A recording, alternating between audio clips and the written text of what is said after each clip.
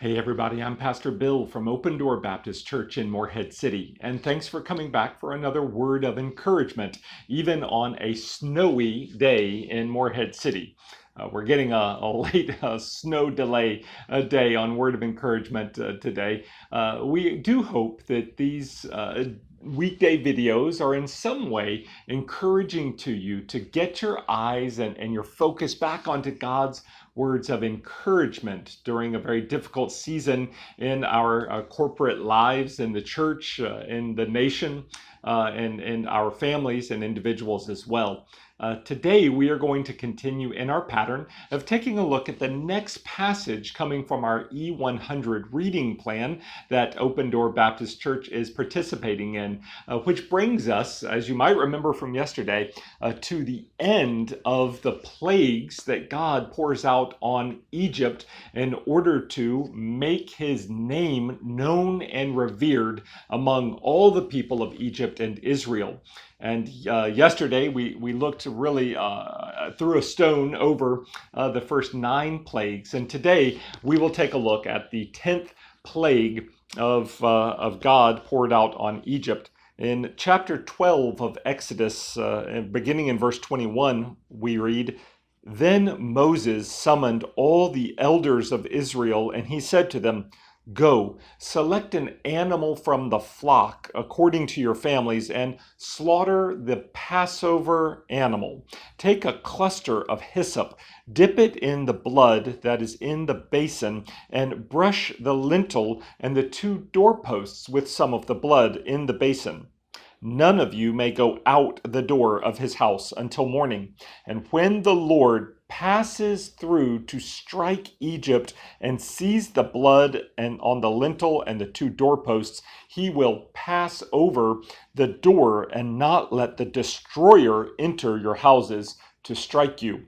And then in verse 29, "Now at midnight the Lord struck every firstborn male of Egypt, from the firstborn of Pharaoh who sat on his throne to the firstborn of the prisoner who was in the dungeon, and every firstborn of the livestock."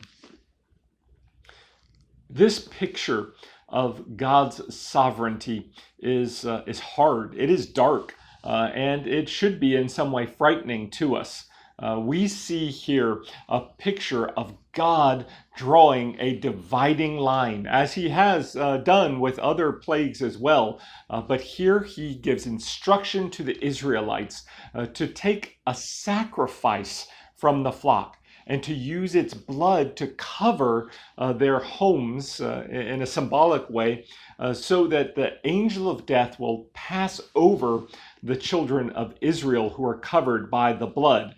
Now, as Christians, if that sounds familiar, it's because you've read your New Testament, and you know that New Testament writers such as Peter look back to this, and Hebrews as well, and say that that lamb that was slaughtered, whose blood covers you so that the wrath of God passes over you, who took on death in a substitutionary atonement, that lamb for us is the person of Jesus.